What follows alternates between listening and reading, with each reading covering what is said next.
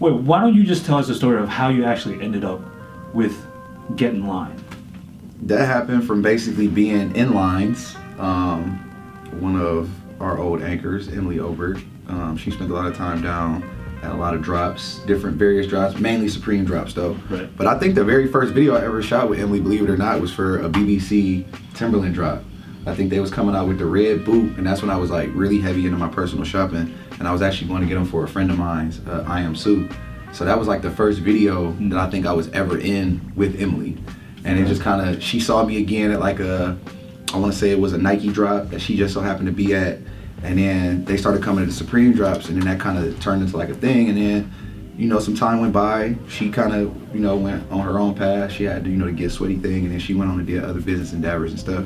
So I guess y'all was kind of like, damn, that was a cool little vibe or a cool little moment. Who internally reached out? What? Don't say it if like it's too much internal information. I mean, it ain't too much internal information. I got reached out by Cariza Sanchez. Okay. You know what I'm saying? Who was actually the head of style, I believe, at the time. She reached out to me. And was like, hey, we want to invite you to Complex Con. We want you to speak on a panel. Oh, so was that the... I feel like that was like my audition to see how I handled that, see how the audience received me, seeing how people reacted to my presence, my energy, personality, and stuff like that. So from there, a few months went by, and then I got a call from Nelson. Shout out to Nelson Isaba, you're a great guy, who was actually the producer, like lead producer on Get in Line. He was like, yo, we're thinking about doing a show. We was thinking, you was actually a recurring face, so it's kind of like one of them things where like we already are kind of familiar with your face and your energy and what you bring to the line. And a lot of those guys down there because you got good camaraderie with a lot of people down there. So how would you feel about coming down and doing a show? I was like, basically go down and do a show with my homies, and give them like a platform where they could, transcend their own endeavors or whatever they got going on, and maybe help them sell some of the items that they picking up down there at the line. It is what it is. Because I was kind of like in a weird place in terms of like what I wanted to do in terms of business. I was still buying Supreme for myself. I wasn't going down to the lines as much because they came with that stupid ass. So in tune, I was basically just buying for my homies that I would line up with that still had the due diligence to go down there and still do it. I just wasn't finna do that. Like I'm like, all right, I guess that's the end of this. I'll go to another store.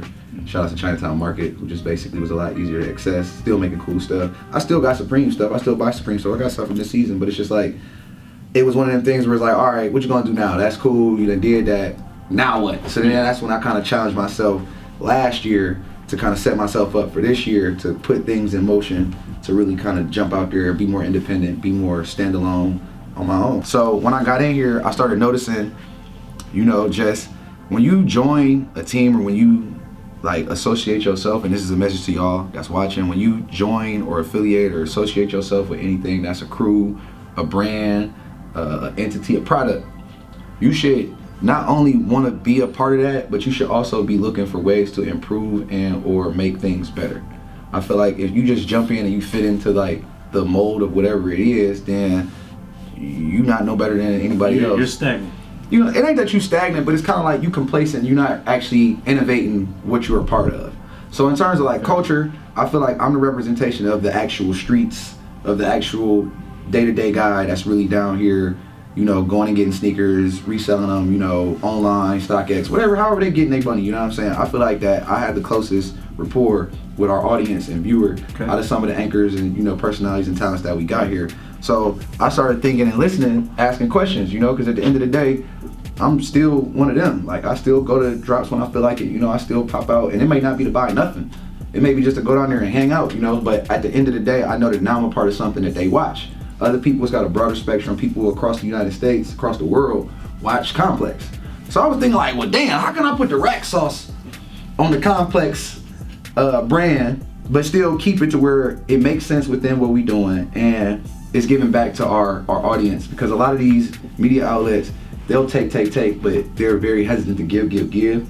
And I'm not saying Complex was hesitant to give, but they never really even, I don't think, thought of it like that. So that's why I came up with the idea for actually 2 new shows that I created, and that they are actually in the works of being, well, we piloted one already, we just waiting to get the edit back, and then we piloted another one in December. So I kind of was like, all right, it's cool to be in the forefront, but then I wanted to be a part of and have something to do with the background of what was going on. So that's when I started creating content, that I thought was relevant to what Complex provided in terms of media into the culture. So that's what I kind of been going behind the scenes, doing a lot more like learning the production side, learning the directorial side. Tunnel Takedown, another show. Well, I didn't create that one. That was Right, just, but you're a co-host. Yeah, and that one, another test of, just basically due diligence. I started in the line. I always had an affinity for fashion, style, whatever you want to call it, like just on a streetwear level and on a, high-end designer luxury level, if you want to call it that. So it was just one of them things where, like, I'm just a student, and I feel like being a student of life is more important than being a student of one specific strength or subject. If I got to where I'm at by being a humble, down-to-earth, genuine person, why would I change doing that? Because that's what make me feel good. I can't help that I was rewarded for being a good, genuine, down-to-earth person, and people gravitate towards me more than they might somebody else. So why would I switch that up or like change that? And that's just like, with me, I feel like that's also why our audience is invested in Rex, because they it's like, y'all know me. It ain't like I'm coming down here. You can see me in New York City, you can see me in any city, and I don't ever switch it up. It's never a no, it's never a I'm acting whack, I'm never acting crazy, none of that. Because I feel like everybody that watches us is a part of the reason why you got a job, I got a job, all these people in here got a job. If it wasn't them watching what we do, right. When you look at like the shows and the products that do well and look at who is the host of those shows, I think Complex does a good job of finding people that are genuine to their audience and like really in tune and engaged with the people that they, is trying to reach. Okay, let's move on to your shoes then. I feel like that's another big staple that happened this year. The brand, we got that off the ground.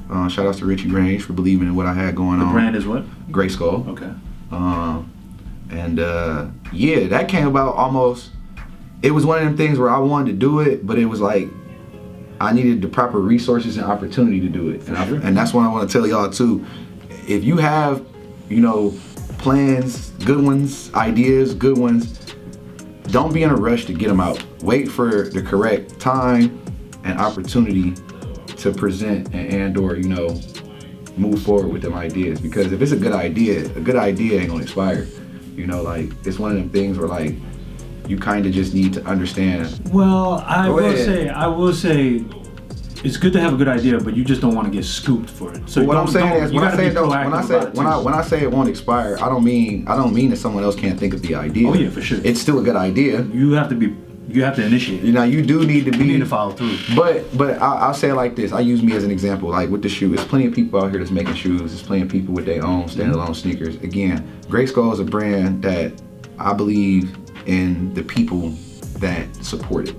I'm not trying to, if I sell one pair of shoes, I'm cool. If I sell 100 pairs of shoes, I'm cool. Because guess what? I challenge myself to create a brand, see it all the way through from beginning to end, went through every single step in the process to understand. So I got a new niche. Outlook? Well, not even an outlook, but I got a new tool that I can use in terms of what I want when I want to go forward. So if I only sell 5 pairs, guess what? I got the knowledge of how to put a shoe together and launch it. So if I want to come back and drop again, I can do it better because I've taken the time to go through all the steps. So it's just one of them things where my brand, we put it together. I put it together, had some help from some of the homies in terms of like with the shoe idea and inspo. I could have been put out clothes, I feel like. I could have been, but I feel like right now is the proper time because of the trajectory of what I plan to do with the next 5 to 10 years of my life. You know what I mean? Thank you for the insight. It's been a pretty good year for you. I hope the viewers enjoyed that. Yeah. Maybe got that passport stamped up, yeah. Take it as motivation. I hope they do. Shout out to everybody that supported and purchased. You'll be getting your order soon. Shout out to Tony. Thank you for bringing me back on Life at Complex around a year out. And maybe we get an actual year round. The year ain't over yet. I'm still going. It's a holiday season, but I'm still running. I'll run through the holidays. Fair enough. I'm still going.